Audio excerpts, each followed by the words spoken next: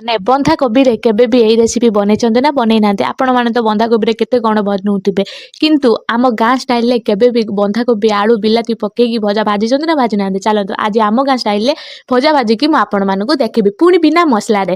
ପ୍ରଥମେ ତେଲରେ ଜିରା ପକେଇଦେଲି, ତାପରେ ଫୁଟଣ ପକେଇଦେଲି, ତାପରେ ଦିଟା କଞ୍ଚା ଲଙ୍କାକୁ କାଟି ରଖିଥିଲି ତାକୁ ପକେଇଦେଲି, ତାପରେ କାଟି ରଖିଥିଲି ପିଆଜ ତାକୁ ବି ପକେଇଦେଲି, ଭଲ ଭାବେ ତାକୁ ମିକ୍ସ କରିଦେଲି। ମିକ୍ସ କରିସାରିଲା ପରେ ଏପଟେ ମୁଁ କାଟିକି ରଖିଥିଲି ଆଳୁ, ଆଳୁକୁ ସରୁ ସରୁ କରି କାଟିକି ମୁଁ ରଖିଥିଲି। ଆଳୁକୁ ବି ଏଠି ପକେଇ ଦେଇ ଭଲ ଭାବେ ତାକୁ ଟିକେ ମିକ୍ସ କରିଦେଲି। ମିକ୍ସ କରିସାରିଲା ପରେ ହଳଦୀ ଟିକେ ପକେଇଦେଲି, ତାପରେ ପକେଇଦେଲି ଟିକେ ଲୁଣ। ଲୁଣକୁ ପକେଇ ସାରିଲା ପରେ ଭଲ ଭାବେ ତାକୁ ମୁଁ ଭାଜିଦେଲି। ଭାଜି ଭୁଜାଇ ତାକୁ ଏବେ ମୁଁ ମାରିଦେବି।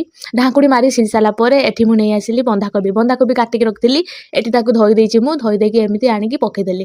ମାନେ ଆଳୁ ଭଜା ଉପରେ ହିଁ ବନ୍ଧାକୋବିଟା ପକେଇବେ, ଆଉ ତାକୁ ଟିକେ ଢାଙ୍କୁଣି ମାରିଦେବେ, କାହିଁକିନା ବନ୍ଧାକୋବି ବି ସିଝିଯିବ, ଆଳୁ ବି ସିଝିଯିବ। ସେଥିପାଇଁ ଏଠି ବନ୍ଧାକୋବି ବି ଆମର ଟିକେ ସିଝି ଆଇଲାଣି, ଆଳୁ ବି ଅଲମୋଷ୍ଟ ସିଝିଗଲାଣି। ତାପରେ ଏଠି ରଖିଥିଲି କାଟିକି ରଖିଥିଲି ବିଲାତି, ବିଲାତିକି ବି ପକେଇଦେଲି। ବିଲାତି ପକେଇଛି ମାନେ ତାକୁ ବି ବିଲାତିକୁ ବି ଟିକେ ହବା ପାଇଁ ପଡ଼ିବ ନା, ସେଥିପାଇଁ ତାକୁ ଟିକେ ଢାଙ୍କୁଣି ମାରିଦେଲି, ମାନେ ବିଲାତି ବି ଟିକେ ସିଝିବ। ତାପରେ ଭଜା ଆମର ଠିକ୍ସେ ହେଇସାରିଲା ପରେ ଲଙ୍କାଗୁଣ୍ଡ, ଲୁଣ ପକେଇଦେଲି। ତାପରେ ତାକୁ ଏପଟ ସେପଟ କରିକି ତାକୁ ଭାଜିଦେଲି, ଆଉ ଖେଳେଇ ଖେଳେଇ ସବୁ ଖେଳେଇ ଖୁଳା ଦେଇ ସାରିଲା ପରେ ସତରେ ଆଜ୍ଞା ଏ ତରକାରୀରେ ଜମା ବି ମସଲା ବି ପଡ଼ିବନି। ଆରାମସେ ଏମିତି ବନାନ୍ତୁ, ଆଉ ଟେଷ୍ଟ କରି କୁହନ୍ତୁ କେମିତି ଲାଗୁଛି। ଥରେ ଏମିତି ମୋ ଭଳିଆ ବନାନ୍ତୁ, ଆଉ ଟେଷ୍ଟ କରି କୁହନ୍ତୁ କେମିତି ଲାଗୁଛି। ଯଦି ଆପଣମାନଙ୍କୁ ଭିଡ଼ିଓଟି ଭଲ ଲାଗେ ତାହେଲେ ନିହାତି ଚ୍ୟାନେଲକୁ ସବସ୍କ୍ରାଇବ୍ କରି